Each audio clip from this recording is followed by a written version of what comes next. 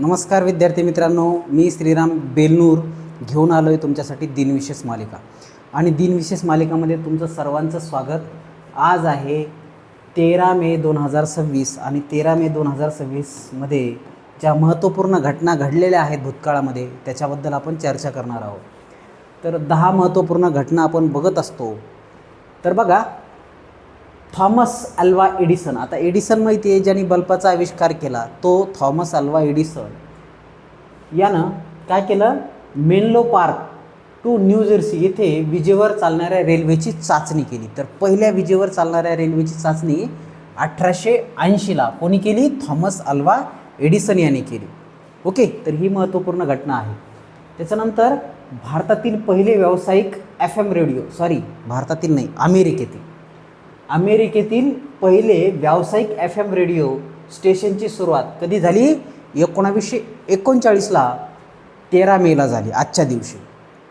त्याच्यानंतर भारताचे पहिले राष्ट्रपती डॉक्टर राजेंद्र प्रसाद यांना भारतरत्न देण्यात आला. कधी?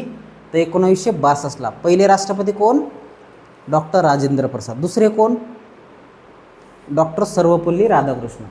त्याच्यानंतर डॉक्टर झाकीर हुसेन हे भारताचे तिसरे राष्ट्रपती बनले होते आजच्या दिवशी. ओके, तर पहिले राजेंद्र प्रसाद, दुसरे सर्वपल्ली राधाकृष्णन आणि तिसरे डॉक्टर झाकीर हुसेन हे आजच्या दिवशी राष्ट्रपती बनले होते, लक्षात घ्या. त्याच्यानंतर भारताने 2 परमाणु शास्त्राची तपासणी केली. ओके, अणुबॉम्बचा शोध किंवा अणुबॉम्बची चाचणी पोखरण येथे कधी केली? 1998ला केली. ही अतिशय महत्त्वाची घटना आहे भारताच्या संरक्षण क्षेत्राला मजबूत बनवण्यासाठी. ओके, कारण अमेरिकेचं त्यावेळेस खूप लक्ष होतं, बारीक लक्ष होतं. तरी पण आपण एकदम सिस्टमॅटिकली अटल बिहारी वाजपेयी आणि त्यावेळेसचे मिसाईल मॅन कोण? डॉक्टर APJ अब्दुल कलाम यांच्या मदतीनं त्यांनी ती पोखरणची अणुचाचणी पूर्ण केली. उत्तर प्रदेश, मध्य प्रदेश, बिहार राज्याची फेररचना करून उत्तरांचल, छत्तीसगड आणि झारखंड अशी 3 राज्याची निर्मिती केली.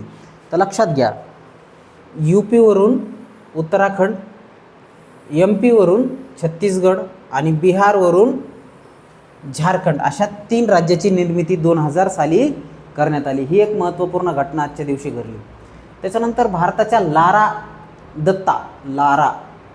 दत्ता हिनं काय केलं? विश्वसुंदरी हा किताब पटकावला. तर 2000 साली भारताच्या लारा दत्ता यांनी आजच्या दिवशी विश्वसुंदरी हा पुरस्कार पटकावण्याचं काम केलं.